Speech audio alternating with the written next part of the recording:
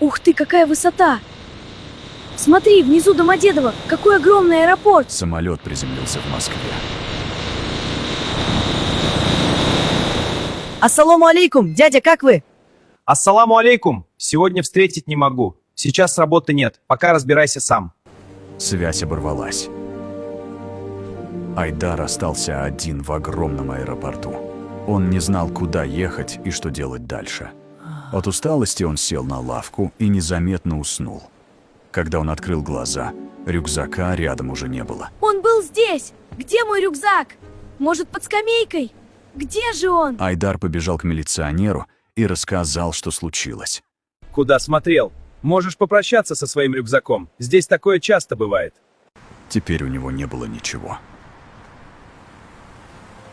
Вот так его встретила Москва.